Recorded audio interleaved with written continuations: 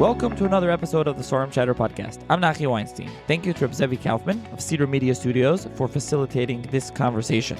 To sponsor an episode of the podcast or to support the podcast, you can email me, svarimchatter@gmail.com, or see the links and information in the show's notes below. You can also find a link to the Svarim Chatter WhatsApp community where I post new books, new Svarim, book deals, and so on. Please subscribe, rate, and review the podcast wherever it is that you listen, Apple, 24/6, Spotify, and so on.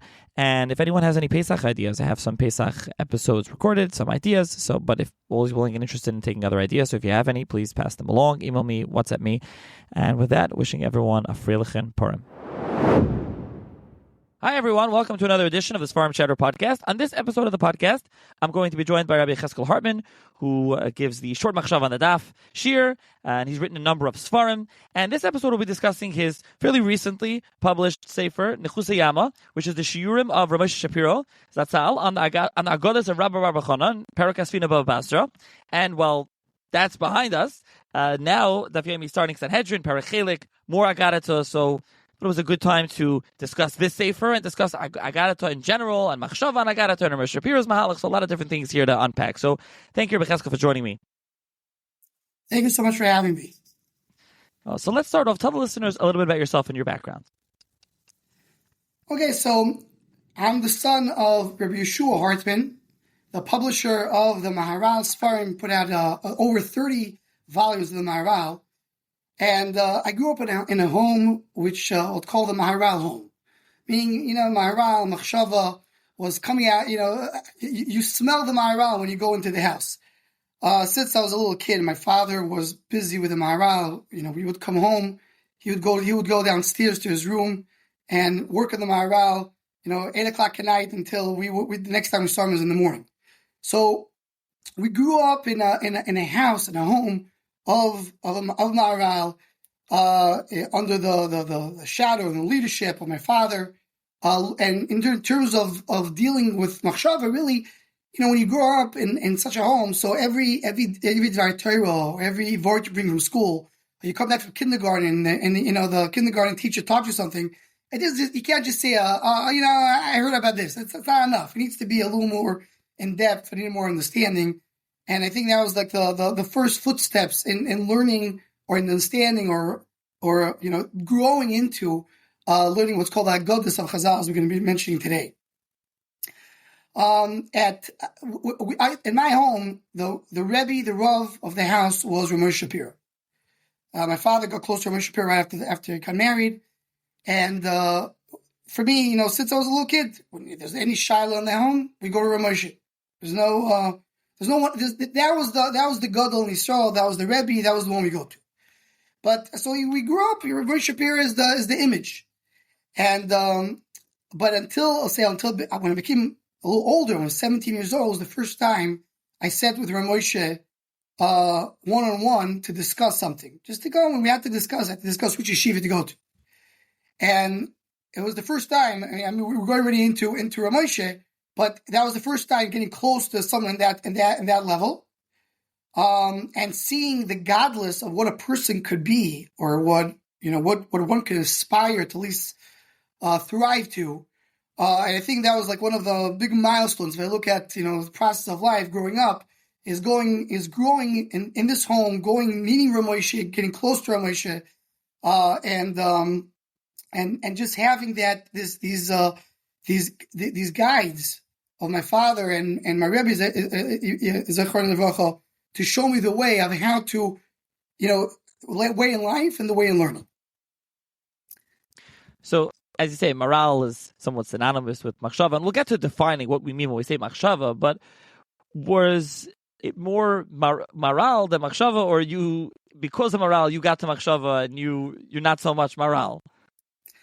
So that's a good question. I can't, through the Maharal, I believe I opened up other sharim in my level. Obviously, my knowledge of Maharal is not even, a small percentage of my father's, but I think also through the leadership, the guidance of Rav Moshe. Rav Moshe Shapiro, obviously, we mentioned Rav Moshe Stam in this podcast as Rav Moshe Shapiro.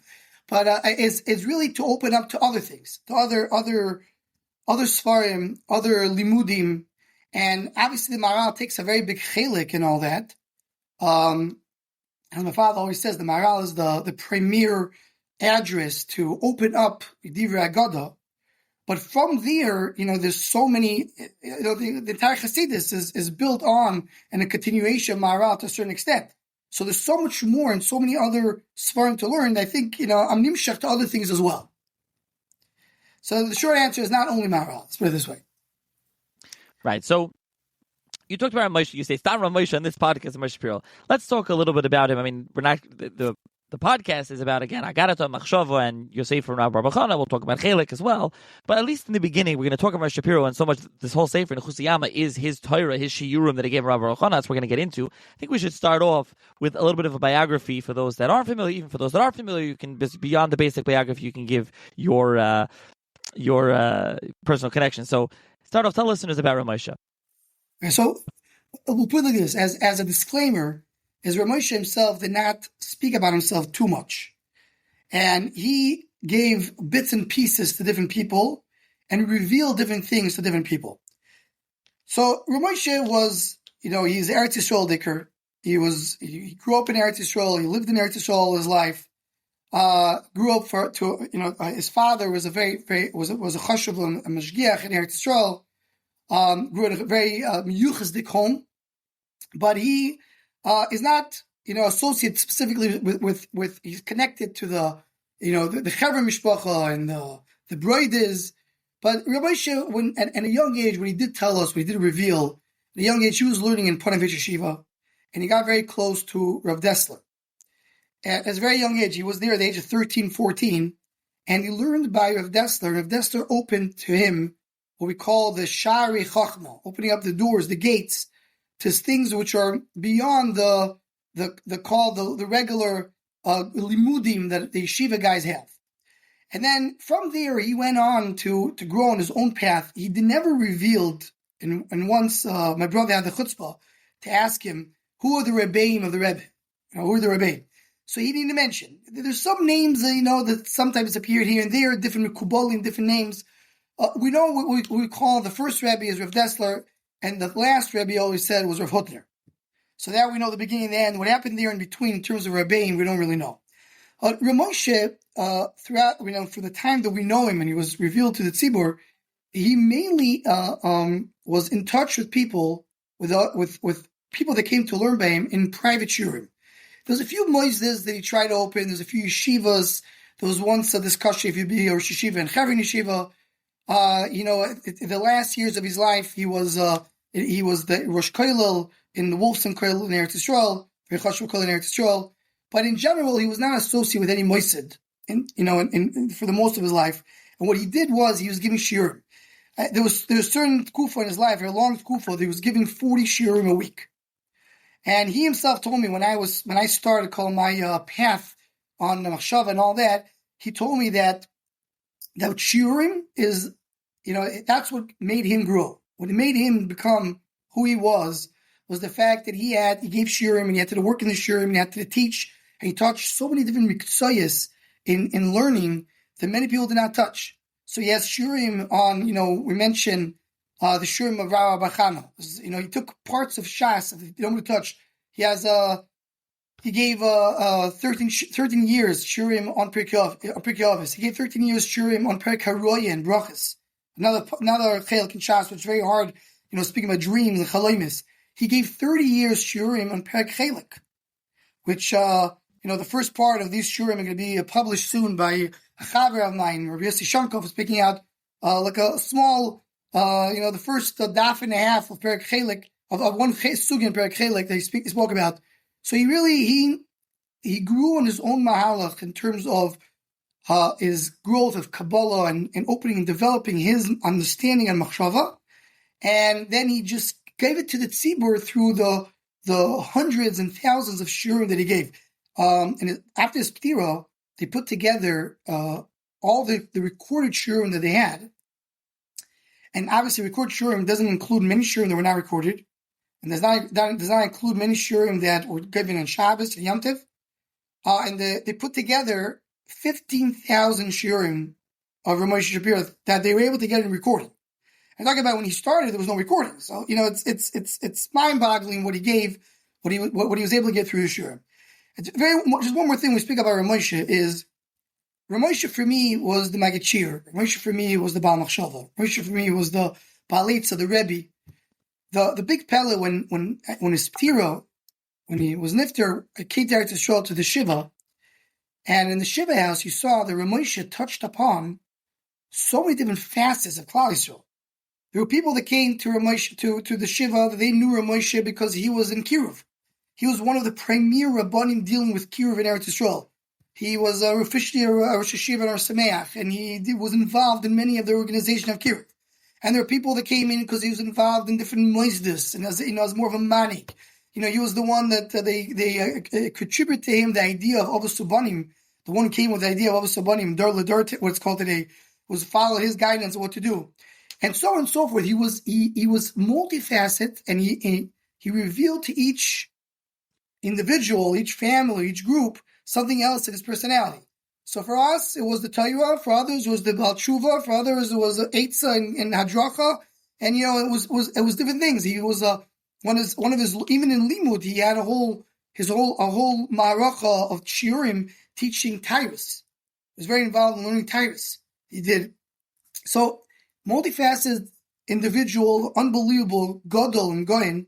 And what I'm touching upon is one facet. It's called Shivim Panim LeRamoshe, and one pan is the Machshava that he gave. I believe is probably the biggest contribution to Am Yisrael in general going forward, is the Torah Machshava that he had, that his unique take on that. Just talking about my own connection with him. Like I mentioned before, at the age of 17, I had the very in-depth conversation of which yeshiva to go to. And basically, he recommended me to go to Chevron Yeshiva. It was a challenge. It was to go to a big place and fight your way through. And then my father, with his chen and his closest to Ramoshe, told Ramoshe, if you're sending him to yeshiva, so you need to take care of him. You can't just send him and not make sure that he's on the right path. So Ramoshe lived in Bay Vagan, which was a 50-minute walk from Chevron Yeshiva, and I started going to him for Seudas on Shabbos. I would say every 5-6 weeks I was by him for Seudah on Shabbos. Every Seudah took a very long time. He took the Seudah very seriously. It was at least 3 hours, and if it was a Shal Shudas, it was even longer. I think I built a very close shaykhs to him through that. During that first year in yeshiva, I started going to the shiurim. He had an open shiur on Thursday night. That was the one open shiur that any bach could go into. And I started going to that shiur. I remember Pasha's Ve'ero of the first year in yeshiva. And I remember going into the shiur. My friend was trying to convince me to go. I wasn't sure if I'm going to go. I go for Shabbos. I speak to him. Why don't you go to the shiur? I go to the shiur, and I remember it was like feeling like a bucket of water. The ice bucket challenge on your face. Because suddenly he opened, new ideas, new concepts, and learning the Pasha, which was unbelievable. So I had the close with him through Shabbos, went to the shiurim. Maybe I spoke to him after the shiur. I used to try to join him. He used to go every day to daven nates in the Kaisel. On Friday mornings, he used to go with his driver. So I had another opportunity to speak to him. And then once I moved here to America, we had a group of Balabatim that traveled with Ramoshe once a year to Europe. It was a fundraising event, one of the Moises that he was involved with. But we had the opportunity to spend about 4 or 5 days a year with him alone, giving shiurim, being, talking to him, getting close to him, and that was another way of mamish having close shaykhs with him. And in the end of his life, the last 2-3 years, I had the big schus of learning chavrusa with him on the phone. He was very, very busy, so it wasn't very, very inconsistent. It wasn't a consistent chavrusa. But the few times that we learned throughout the last 2-3 years of his life was mamish ameinu lamhaba. Let's define the term Machshava, because we've been saying that a lot, and it's relevant to our emotion. It's going to be relevant to him, and we'll see how that's relevant. But meaning how it's relevant to him specifically, his biography, what he held of the term Machshava. But how do when we say Machshava here, what do we mean by Machshava? And you may as well already answer. What did he think of that term? So that's very interesting. Ramoshe himself really disliked the word Machshava. Machshava is thinking. He did not feel that defines this chelik of Torah at all. In Chaim Berlin, institute, the yeshiva, the Prudner coined the term of Deus Chayvas Alavovas. Hilchis Deus Chayvas Alavovas. That's how Rav Hutner called it, which was not accepted in the Tzibur either. I'm assuming the Rav Moshe would like more to and this really defines it, is really learning Aggadah, or maybe the right full term would be Aggadah Be'iyun. Learning Aggadah's Chazal, and understanding what Chazal is saying in Aggadah, and this is really the idea, the concept of Machshava. So, Machshava is what the Tzibur took upon. Right? If you have to speak to Tzibur and explain to them, talk about this chelik of Torah, call Machshava, that's what is accepted, even though Rav Moshe did not like it. But the term Machshava really refers to learning Aggadah and understanding Aggadah in a very proper way. Now, I have to say, as a little bit of a Agdama, and Damash came out of a conversation with someone on Shabbos, there's some people that they are not attracted to this chelik of limud, and it's fine. The Chidah speaks about, when we get to a moment when we talk about the comparison of Machshava to Kabbalah, the Chidah says that the Rambam did not know Kabbalah. It's a whole discussion. The Rambam knew Kabbalah, did not know Kabbalah. The Chidah writes, they did not know Kabbalah because his Shoyrish and Neshama, Api Kabbalah, was not supposed to learn Kabbalah. So I feel that the Shoyrish Neshama, not everybody has that Shoyrish Neshama that is attracted to Machshava and learning Aggadah B'Yun. It's you have to like it, you have to enjoy it, you have to be something that gives you chizuk and gives you elevation in order to learn Machshava. But the Machshava, the concept of Machshava is really taking the Aggadah's Chazal and learning B'Yun. And here I think the one very, very important thing to know, and this is what differentiates between a real Machshava, the real learning of Machshava, and the fake one, so to speak. And that is the Machshava, or Aggadah B'Yun, is and this really goes into maybe another nikuda, another topic. Machshava is the levush, or the revelation of Kabbalah. Kabbalah is very called stiff concepts, strict concepts. It's what's under the body of the way things appear in the world. It's the way things work and things are operating in the world.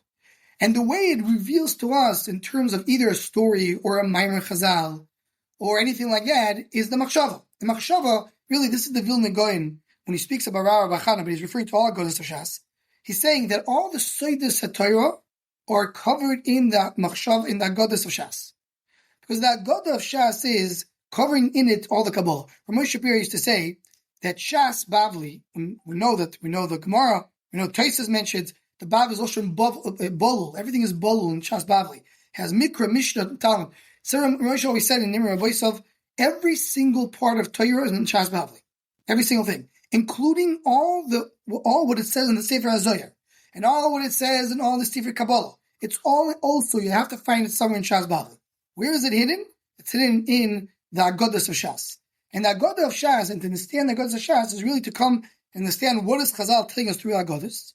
But it has to correspond to the underlying Kabbalah. Therefore, learning the problem of Machshava, especially with yeshiva, Machshava, you feel you can say whatever you want. What's pshat in this? The pshat is like this, You have a shayla. It's pshat. Yaakov Avinu is sleeping on 12 stones. The 12 stones become one stone. The idea is achdus. The idea is we can take Am Yisrael, put them together. If you take a idea in Machshava and you don't have a basis to learn the Machshava, to understand what the oimik of the Chazal is, it's really worthless. It's mamish. It's just saying pitumi mila be'alma is lashon of the Gemara. Just saying words, because the Machshava is really to come and reveal hidden concepts, and you can understand the Machshava without going to Kabbalah, but it needs to be based on either knowing Kabbalah and understanding that's what the Gemara is referring to, or having a sefer, a makar that knows what he's talking about and telling you this is what the Machshava is referring to. So we mentioned before the Maharal. The Maharal is one of the premier sources of taking Aggadas Chazal and explaining them. And Kayadu, anybody who knows the Maharal knew Kabbalah. He never spoke Kabbalah. He only very, very seldomly mentioned in his Sfarim the Sefer HaZoyar. You can ask my father how many times exactly he's mentioned in the Maharal. But he very, very saying one here and there he mentions. You see, with the fact he mentions, he's referring to Yon Kabbalah, they're written in Sefer HaZoyar. But the Maharal, when he comes to explain something, he comes to take Aggadas Chazal and explain it. And that was his main goal in life, is to come and bring the understanding of Aggadata. The main goal of the Svar and the Maharal is to come and explain the Oimek Aggadata and what Chazal meant. And if I could say for what we were exposed to by Moshe Shapiro, that he continued that same path. All he does, what did was taking Divrei Chazal and showing the Oimek of what Chazal meant. And this is Machshava. Taking the Aggadas Chazal. It's either a Medrash, either Aggadas in the Gemara, a Drush of Chazal, and coming telling you what really is going on here. What's the Oimik meaning that's happening over here? And obviously corresponding that to the Kabbalah, which means to what is the basis of everything else. So specifically when it comes to Aggadata, obviously there's many different Chazals, but let's say Aggadata in Talmud Bavli. This sefer that we'll discuss a little more as Rabbi Bachana. But now, Daf Yomi starting Chelik, Sanhedrin, the Perek of Aggadata in Shas. What does that mean, this Machshava Mahalach? If you maybe give some more concrete examples of Ramosha, this Mahalach that you're talking about, as it applies to the Sugiyat, as it applies to someone learning Aggadata of Chelik or Rabbi Bachana or other. So let's take an example. Chelik is first of all, what's very, very unique about Chelik, it's the largest portion of Shas. There's the combination of Aggadata and Shas.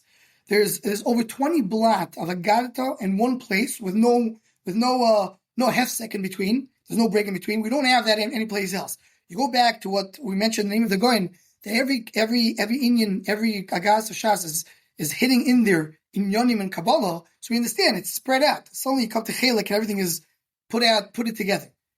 And the Pasha says Chelik is talking about Kishmoy Kenu, Kol Yisrael Yeshlem Chelik Lo'ilam Habo. It's referring to Lasid Lovim.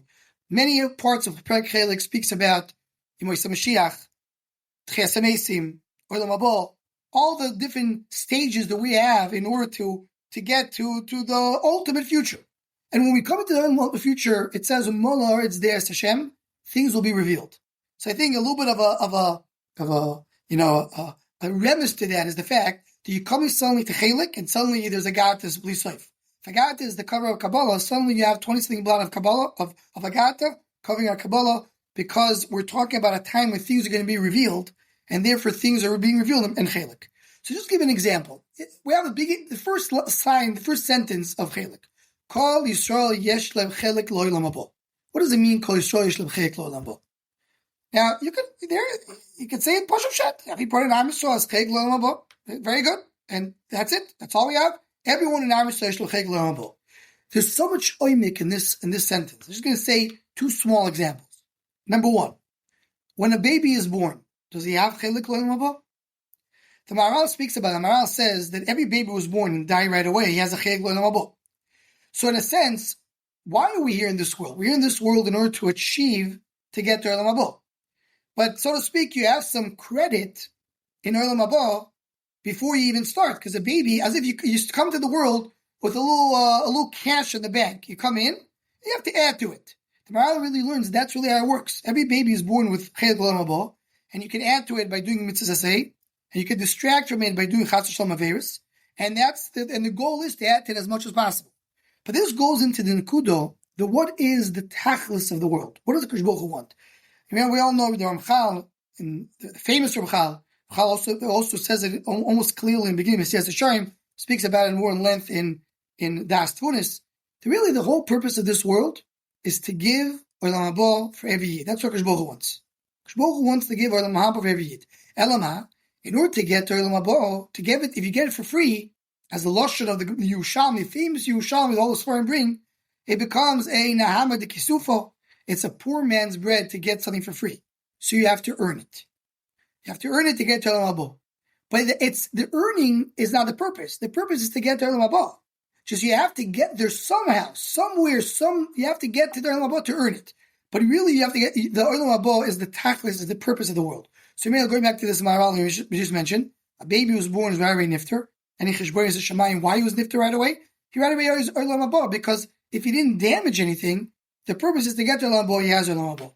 And this leads to a very important lesson. The lesson speaks about it clearly, but it's even though the lesson is mainly Sefer Kabbalah, but he has some chalokim where he speaks about Aggadata Shas and shows that it connects to Inyanim and Kabbalah. And the lesson tells us that every single Yid is getting Lo Olam Haba. Doesn't matter if it was the biggest Rosha. And even though the Mishnah says right away, that's why it goes right away in the beginning of the parak. And go on right away to say the ones that don't have Chegel Lamabo. Says the Lashon, that's only stage number one. Meaning right away, if you go based on the Bill of Rights going into Olam Haba, the immediate entrance to Olam Haba, that's something that not everyone in Am Yisrael has. But everyone eventually will get to Olam Haba. Everyone eventually will reach there. Even the biggest Rishonim have to go through Gilgulim of Gehenim and Gilguli Neshamis. And we don't know all the different paths they have to go. But they eventually will reach Olam Haba. And when the Gemara tells us that the biggest Rishonim will be offer tachas raglet tzadikim, there will be the sand, the earth under the legs of the tzadikim. It refers to every single Rasha, every Yid, the biggest Rasha in the world, eventually gets to Olam Haba. So part of Kol Yisrael Yesh Lo Chegel Olam Haba, and this is a lot to be marich on, Kol Yisrael Yesh Lo Chegel Olam Haba embeds in it really the purpose of why Yid is in this world. The Yid is in this world to get to Olam Haba, number one. He needs to earn it. But at the end of the day, everybody has the promise, the ultimate promise to get to Olam Haba. Just to conclude this idea, if you're already mentioning it, is that there's a famous child brought down, the Kli Yakar speaks about it, the Maharal, others, why Olam Haba is not mentioned in the Torah. So the Leshem, you know why? Because the Torah is only schar v'oinish. What you do something, get rewarded. If not, you get punished. But Olam Haba is muftach, is promised. Every single Yid is getting Olam Haba. I can't tell you something that is guaranteed to happen in the Torah, which is a schar v'oinish, a way of referring to Am Yisrael. So just take one sentence over here, beginning, and there's worlds and worlds of exploration to come down and be me'ayin. What does this sentence really mean?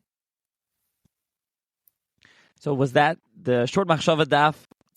Is that the first year on Chelik? Did everyone here get a teaser? The Rebbe says that the first short Machshava on the daf is already prepared. Is Aggadata to Perek Chelik and speak about these four kufas, Elam Hazeh, Elam Habo, Tchias Hamesim, Moisa Mashiach. These four kufas that we have. But on the first line of the Mishnah, I believe this is going to be this to a certain extent. This will be the short Machshava. Wasn't done yet, but. So maybe I'll ask you at the end about the Shor Machshava Nadaf, but for everyone listening, I obviously link to it in the show's notes, and now you just got a flavor of what that shir is like for those interested in listening to it. Okay, so let's, Ramosha and Perek Chelik, did he give shiurim on Perek Chelik? So Ramosha gave two sets of shiurim in Perek Chelik. One of them was for over 30 years. He gave shiurim in Perek Chelik from the beginning of the parak until the end. And this is one of the avodas Ramosha, and this is, going to be also relate to the Nechusiyama Rabbi Bachana that we'll speak about. As Ramosha took these, what he did in his shiurim, many of the shiurim, he took these chalokim of Aggadata and Shas, and he learned them, so to speak, from cover to cover. Meaning from the beginning of the parak until the end of the parak. Every single piece. There's no skipping. There's no such thing as Aggadata, which is not understood. Sometimes he said Aggadata, and he said, there's more iyun to do over here. We can explore more. We have to stop over here. But that's one of the big avodas that he did, is taking these Gemaras that in many cases we don't have a lot. There's some Sfarim that are written on Shas that are going through Aggadata Shas. Obviously Maharsha Chidush Aggados, the Chidush Aggados Maharal, the Ben Yehoyada. The Chido has a lot. But to such an extent, the Mamish going line by line in every single Gemara, I don't think there's such a thing. I don't think it was ever done. It was also it's a avodah of a lifetime for Ramosha. Years and years and years of taking pieces of Gemaras, taking Chalokim and Shas, and being me'ayin in the Aggadata and going line by line to explain them. So Ramosha did it in Perek Chelik. He did it for 30 years. As I mentioned, there's a sefer coming out on a daf, one blot and a half or a little bit more, out of the 20-something blot that we have in Perek Chelik. It's coming out soon, Be'ez Hashem, for the beginning of Perek Chelik in Daf Yomi, by my friend Rabbi Shankov, and this is just a small sample of the shiurim that he gave on the entire parak.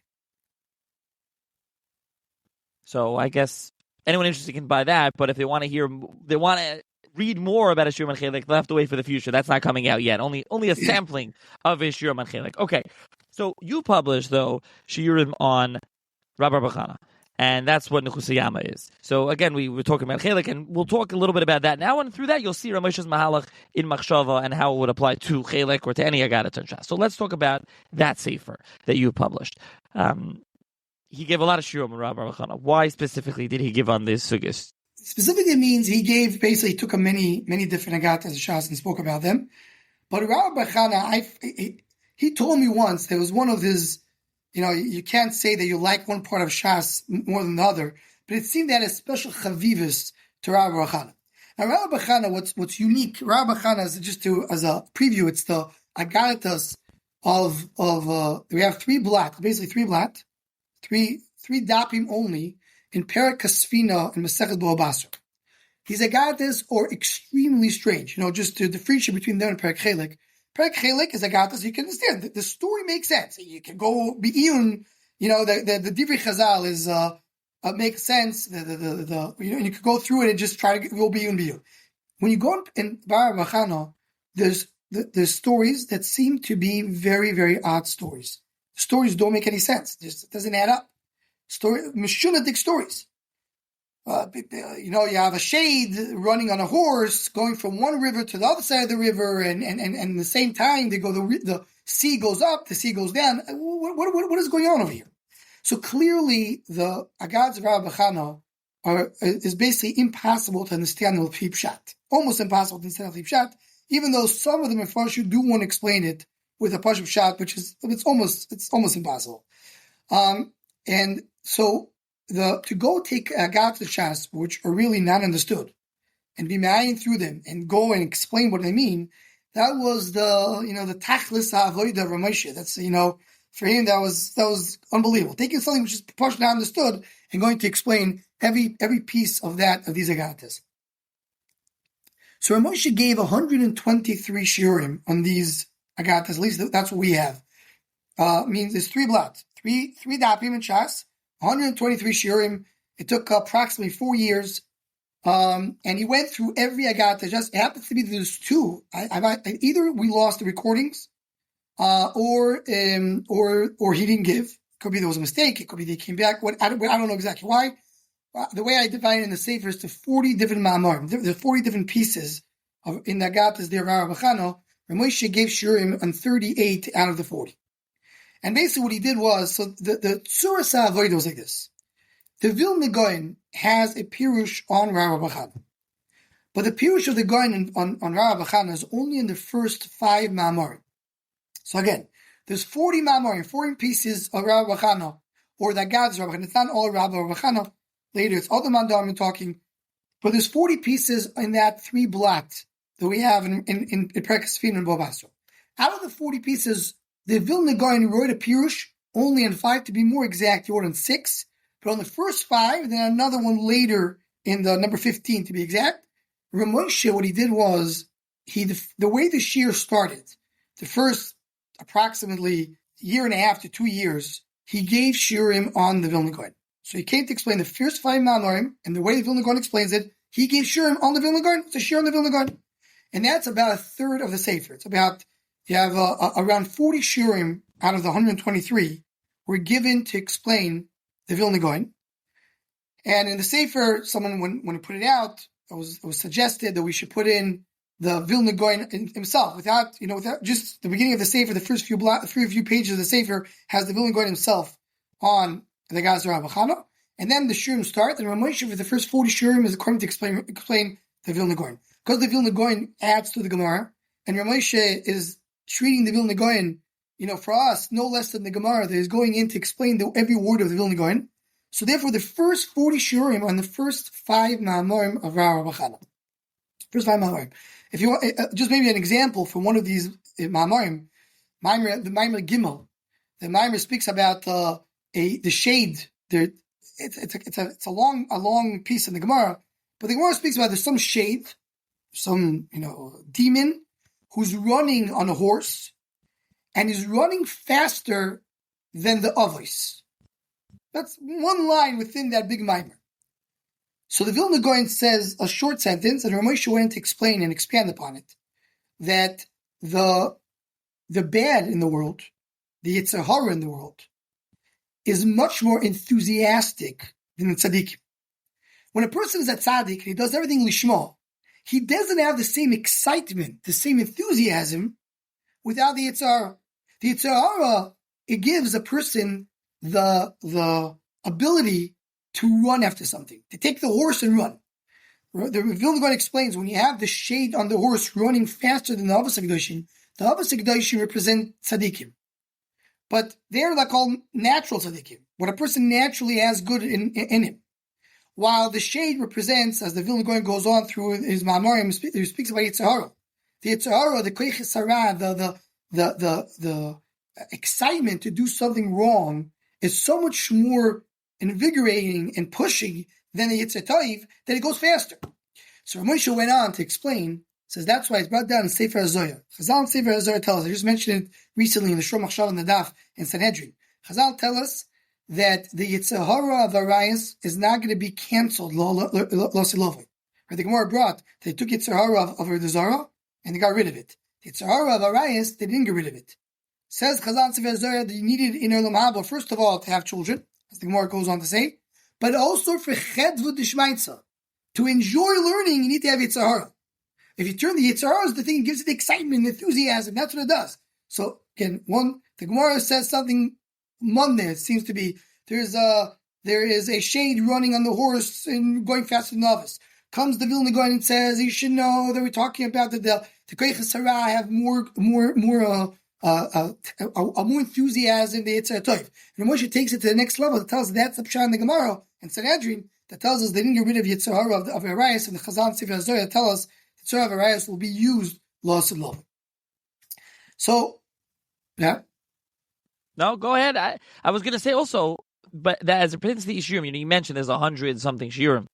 The Sefer isn't broken down into 100 Shiurim. You broke it down into a number of Mamarim, so I assume you incorporated those Shiurim into overarching Mamarim. Right. So part of that, and this, I had discussed that the first third of the Sefer, Rav Moshe actually saw.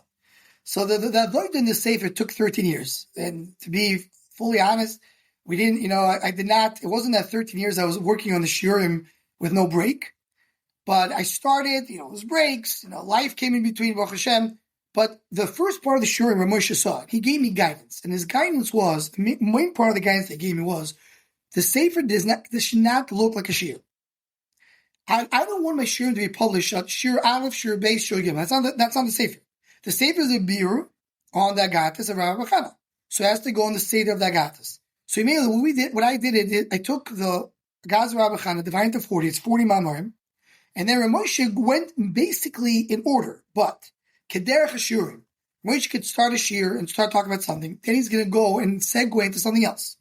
Then the next year he's going to go back and he's going to speak about the same Maimer, but instead of speaking about the first sentence of the Maimer, he's going to go to the fifth sentence of the Maimer. And then in the Shir number 3, he's going to go back to the third sentence of the Maimer. So part of that Avodah, what I was working on, and obviously I had the Vad. Vad is the children of Rav Moshe, who appointed Reb Lopiansky to go through it and to make sure that it was written correctly and done the right way. But the Shiurim are written that every Maimer stands on its own, and all the Shiurim that Rav Moshe gave, usually mostly in order, but sometimes it's not in order. I have to take a Shir number 3 and put it before Shir number 2 because it's talking about an Indian that was referred to before, and so on and so forth, just to go in and be organized based on the Maimer. So the Sefer is a Sefer which is not written as Sefer Shiurim. I was very careful to put in the footnote every Shir where it came from, so anybody wants to go check it out, listen to the recording, make sure I didn't make a mistake. And that's my understanding of the Shir. But it's done in Mechuluk Fi Ma'amarim, Kirtzoin, the way at least I understood my Rebbe Zatzal, that's how he wanted it to be. Now, so after talking about the first 40 Shurim, which is the first 5 Ma'amarim of Rabbi Chana, the Vilna Gaon stops. There's no more pure. Like I said, there's one more in Maimer Tizvav, but for some reason Rav Moshe did not refer to that one. So from here on, what did Rav Moshe do? There is a Maharsha on Rabbi Chana, there's Maharal on Rabbi Chana, and Rav Moshe did reference to it. But mainly, what Rav Moshe did was he went and he said his own Mahalach to explain the next 35 Ma'amarim of Rabbi Chana. Again, taking bits and pieces from the Maharsha, bits and pieces from the Maharal, bringing many of other Mikairis. But he formed his own Mahalach to explain all the Rabbi Chana. This is what's so fascinating.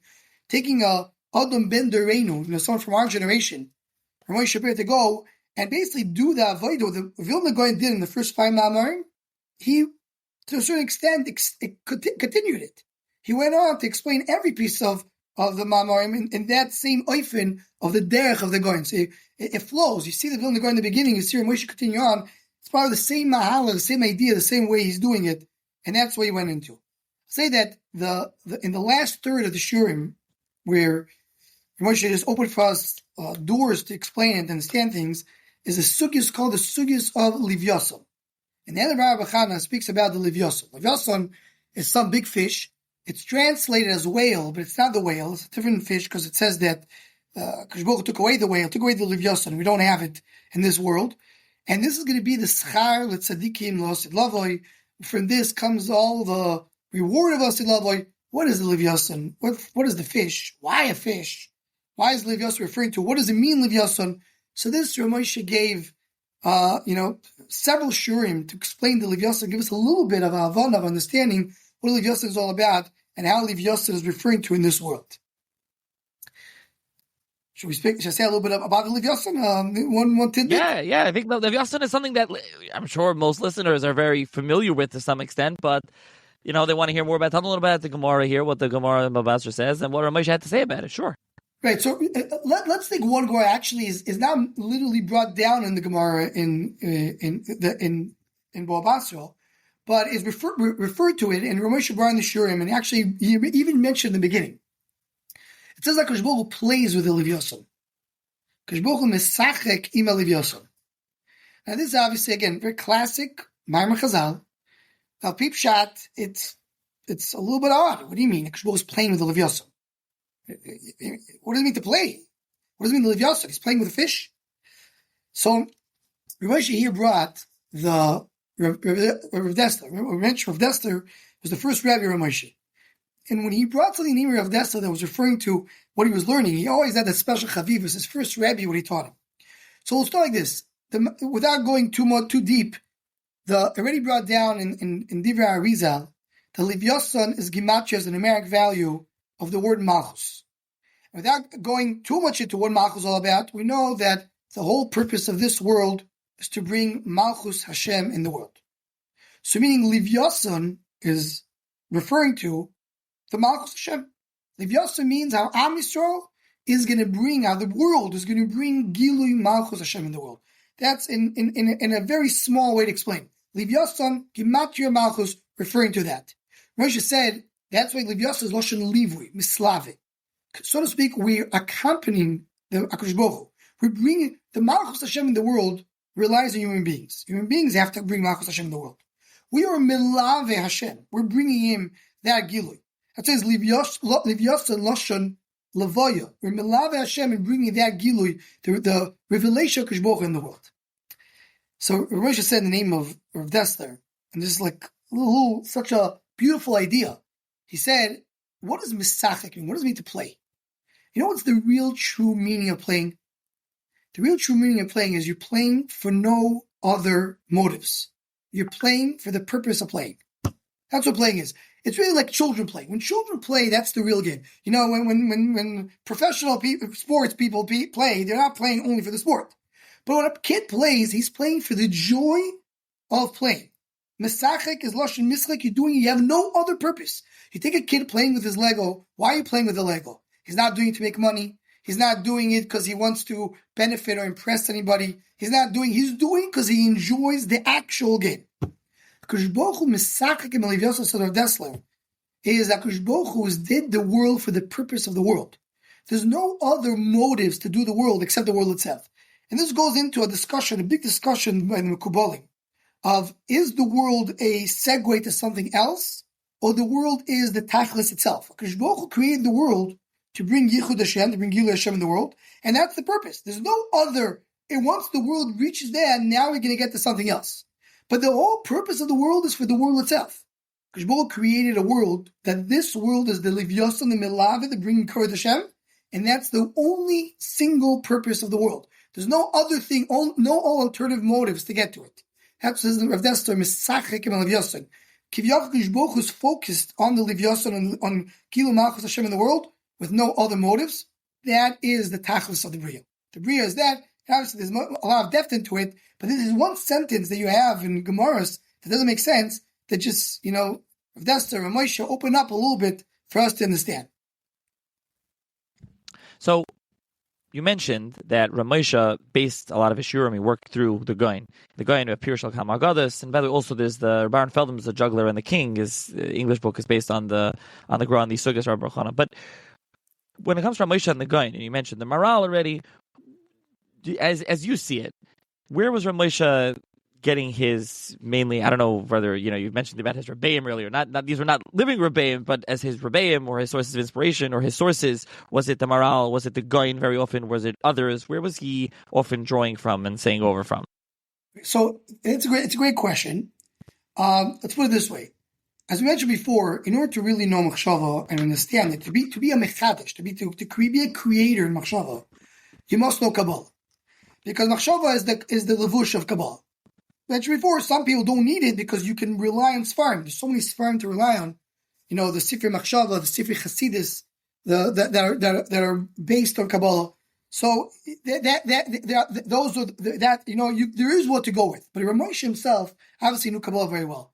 Now, not that I know, but I heard from big Mekubalim that Ramosh was one of the top Mevinim in Inyanim and Kabbalah. When people that are Isaac in Kabbalah need to understand a sugi in Kabbalah, they will go speak to Ramosh. So, number one is Ramosh knew Kabbalah very, very well. He knew Kisvei Ari very, very well. And Ramosh took up. My father says that Ramosh in his Shurim, he shifted. Some of the beginning in his first years, the Shurim were more based on Maharal. The later years, they're more based on the Vilna Gaon. And eventually, they were more based on the Arizal. And I can attest to that because it's sure going for several years. But one thing maybe for us is Ramosh was relying on all these sources to come to Upshat. Because the main goal was to understand Divrei Chazal. And I think one thing for me as a Talmud that we took from Ramosh is the fact that not necessarily there's one sheet that you have to go with. Yes, maybe the Maharal explains to you many of the things. You can go with that. But sometimes you have a Kushya in the Maharal, you have a different way to go with. Ramosh wasn't, associated with one specific Mahalach, and that's the only Mahalach he went with. I would say that a lot, especially Rabbi Chana, you see is going in a Mahalach which is similar to the Vilna Gaon. Doesn't mean he's going to rely only on the Vilna Gaon. He's going to come and bring many other sources. He's going to come and rely on other Svarim. I know Ramosh used to mention a lot when he in the Shurim on Thursday night. He never mentioned his sources. He had his reason why he didn't mention his sources. But a lot of times you open Sifri Chasidis and you see a lot of Yesodis Ramosh said is brought down from there. Because Ramosh took from every place that was able to give him an explanation, understanding of what Chazal mean. Ramosh took from there. And I think this is, as a Talmud, segueing into the Shor Machshava, which I feel is something that I took from Ramosh, is really, as long as you have a true source, which is reliable, and not all sources are reliable, just take that as a disclaimer, but if you have a reliable source in this frame, either it's a Sefer which is associated with Kabbalah, or a Sefer which is called the Sifri Machshava, or it's a Sifri Chasidus, or a Sifri Musar, which is a reliable Sefer that comes and explains you Oyim Kedivri Chazal, and through that you can get the understanding of Chazal. So then you take that. I'll say one more thing. Ramosh mentioned, I think it's a very important thing to remember, just really connects to everything we spoke about today. When I started, when I was a young bacher, he told me, you should know that Divrei Chazal, the way to learn them, is exactly how you learn any sugya and lumdus. A person, a Shiva bacher, goes open the sugya and lumdus. You open the Gemara, you have to understand Pshat. You can ask questions. Let's say you learn a Rishon, you have a problem with the Rishon. You're going to be me'ayin. Try to understand the Rishon.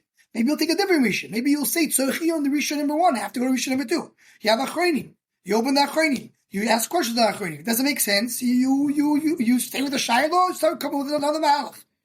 Divrei Aggadata, Machshava needs to be learned the same way. It's not just a given story. Oh, that's the story, that's what it is. Person has to open it up, be me'ayin, and try to understand. If he doesn't understand, he has to ask the questions. And it's not a problem to ask questions on Divrei Machshava and Inyoni Amukim. So you have to go in. If there's a pshat, even of someone that I could say myself, if I have a shiloh in the Maharal, and I hope my father doesn't get upset at me with this, so I'll bring another pshat that comes against the Maharal, and it's fine.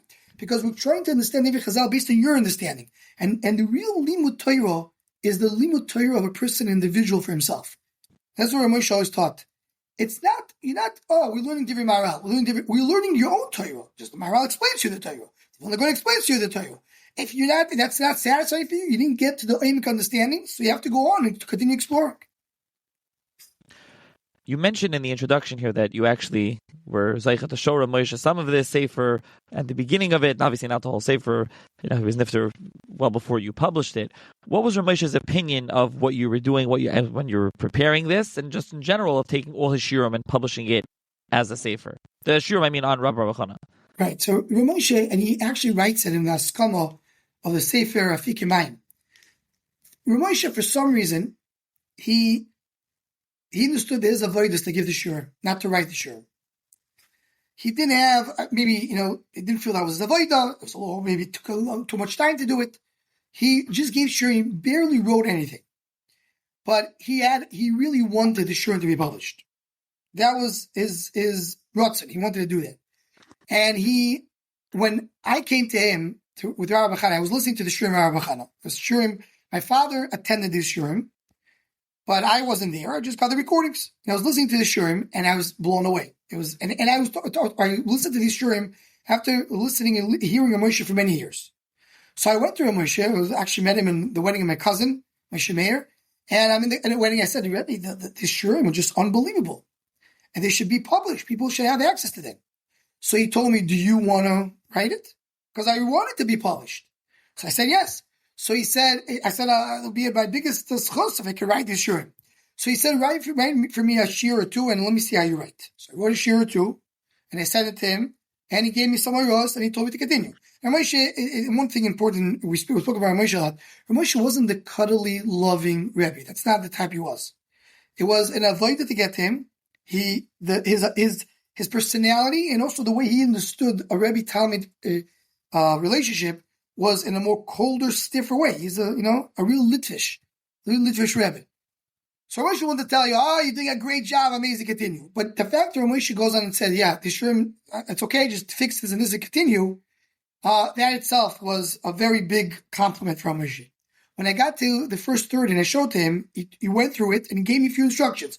I wanted to change this. I wanted to make the shiurim less shiurim-dik, divide into ma'amarim, and he gave me these instructions. And that was another hurrah, like I felt that, he's giving me that permission. And he's happy with how these things are coming out. When Rav Moshe was nifter, so Rav Moshe wrote in his will in Savo that the only people that could put a Sfarim has to go through his children. His children created the Vad of Rabbanim, of all of them are Talmidim of Rav Moshe, Rav Lopiansky, Rav Zun Schwartzman, Rav Nachum Broide, many others, that any Sefer wants to come out has to go through their bikoret. And with my experience, they do a very, very pleasant job. They're not trying to reinvent the wheel. They're just trying to see that the shiurim, fit, and it fits the ruach, or what Rav Moshe said. So the years after Rav Moshe was nifter, all the shiurim were reviewed by his talmidim, and mainly by Rav Pansky, and then they were published after he basically. And, it got his initial askama when it came, the first part, and then the continued askama that he delivered through his tzava, that his children and the people that his children appoint, to come put it out. The Sefer comes out with a beautiful askama from the son of Rav Moshe, Rav Shapira, was very instrumental in allowing this to happen. And my hope is that it's going to give. His lips should move in kaver with nachas, that he's happy about the Sefer. And the Sefer itself, we mentioned a lot about it, but just for the actual Sefer, did a beautiful job. You and Rav Moshe Hecht, the Mechon Mefarish Yashas, each Maimer at the beginning of the Maimer of Sanu Gemara tells you exactly where it is, what daf, and the Gemara is brought there in bold. You can see the Gemara in parentheses. You actually brought some of the explanation, because some of this Aggadata is hard to understand, so you brought it down there. Each Maimer you can go through it. There is also a lengthy index in the back. There's also there's a Kuntras Mayadim in Yonim. You brought in the back small Kuntras on Mayadim. If you want to just tell the listeners about that, why that's in here. Yeah, so this Kedar Kashur Moshe, where Moshe gave shiurim, many times that when it came a time of a moyed, or not dafka moyed, any other major event in the world, he segued from the shiur to speak about that specific topic. So many times, let's say before Purim, he gave a shir on Purim. Before he comes to Shavuos, he gave a shir on Shavuos. There's one very interesting part over there that he spoke immediately after 9/11, after when the Twin Towers fell, and what happened in America. He gave a shir about that. So these shirim are shirim that are not on Rav Chana, and basically are not connected to the shir Rav Chana. It's a standalone shir, but was given when he gave the shir Rav Chana. And that chabur that he was giving Rav Chana, he took basically a break and gave the shirim. So it's a standalone thing, but it was given within that context. So therefore, I decided to put it as a separate thing called Kuntris Moyadim Inyanim, which are the shirim that he gave on other topics. Did you want to talk about short Machshava on the daf? And just tell, we already gave that sampler, you already mentioned it a little bit, but you want to tell the listeners a little bit more, just here at the end, what it is that you do there for those interested. And I will I'll first of all link to the Sefer for those interested in purchasing Nuchusiyama, and I'll also link to, as I mentioned before, a short Machshava on the daf. But if you want to just tell listeners briefly what it's about for those interested, especially for Chelik. Right, absolutely. So, the short Machshava on the daf, I feel, basically taking everything we spoke about today, is taking what Ramoshe's mission in life was and bringing it out there for people learning Daf Yomi. And maybe not only Daf Yomi, anybody learning, Aggatas throughout Shas. Because the idea is that you want to try to understand Aggadah B'Yun. You want to take a piece of Gemara and Aggadah and try to dwell into it. Now, this is really when I came with the idea of having some machshava throughout the daf. Originally, I wanted to do long shirei machshava, every few blot, 10, 12 blot. At the beginning, I had a conversation with Ramoshe Shwed from All Daf to put the shor machshava on the daf is on All Daf. And one of the things he told me, and this basically, light a light bulb in your head, was people that learn Daf Yomi, they want to have something concise on this daf. Most people don't want every 12 blot to come and focus on some sugya nagata that maybe forgotten from a week ago, or it's a week ahead and didn't get there. They want to learn this daf with Aggadah on this daf. And this developed the idea of not doing a long machshava. That's why it's called the short machshava on the daf. Every shir is about 5-6 minutes on a piece of Aggadata and Shas. Now, some blat, like Perek Chelik, there's several Aggatas. And it's impossible to give shirim in all of them. That you have to do shirim like Ramoshe to go on for years and years. So I tried my method, and this is based on some feedback that we got together. We have a chat of people that are from people that listen to the shir. Is that the max we do per block is three shirim on each block. Once, but maybe once or twice was 4. In general, is every single daf will have at least one shor machshava on it. Now, it's really the shor machshava there's different blat in Shas. So there are some blat, like the Aggatas of Perek Chelik, that really is the question is what not to speak about. Because it's so much Aggadata, what do you have to do? You have to take out the 3-4 that seems to be the more important or ikar or things that people are going to use going forward. And you do these Aggatas, 3-4 pieces, and it's quite, relatively speaking, to find Mekayr sources for these shurim. It's you open up, Machshava, Maral, Ben Yoda, you start look at some of the Malaktim, find some of the Sibi Chassidim to speak about it, and it's easy to do. There's another part of Shas, which is regular dapim in Shas. That within these dapim will be a little shtickle about something which is Neitet Aggadata. Speaking about Aggadata. One example, we have the daf of yesterday of Shabbos. The Gemara speaks about Yarag Val Yavar, and the Gemara mentions that Esther. Why did Esther be with Achashverosh? Wasn't that an Aveir before Hesi? Right? So this is not, it's not Aggadah Gemara, it's a Yechezkel Gemara. But you have your little bit called the soft touch about Esther Malka, which is mentioned, Avni Nezer, that says that Esther brings the Zoya that says Esther did not go to Achashverosh, she sent a Shida instead of her. She sent a representative instead of her. That's what the Gemara does not ask. The question of Taisa is, why does the Gemara not ask that was Gilui Arayis? Because it wasn't really her. So that's that. Again, it's taking a piece of the Gemara, which is Hilchasa, but it has reference at Aggadah and finding that piece of Aggadah, the light piece of Aggadah. And then there are the Dapim in Shas, which are very heavy at Hilchasa. You don't have these soft spots in these Dapim. And there is really to find some Nekuda in Hilchasa, which is explained based on Aggadata. Basically, I didn't know if it will be L'tzliach, because I couldn't say that I know that the Daf in Shas had Machshava, but we started to do it consistently in every daf from Pesachim daf base. And Baruch Hashem, b'siyata d'shamayim b'schus harabim, we did not miss a daf since Pesachim daf base until today. Today is Sanhedrin daf Ayin Hey. Until today, from Pesachim daf base, every single daf has at least one shur machshava, which I could say, in general, I think I'm very proud of. It's not just a shear which is stuck into the daf. Every daf, there's something to try to be me'ayin in what we call the Aggadata b'iyun. Aggadata b'iyun here to explain a Yechezkel, Aggadata b'iyun to explain a Shver, Rashi, or Tosfos. Aggadata b'iyun because it's Aggadata on the daf.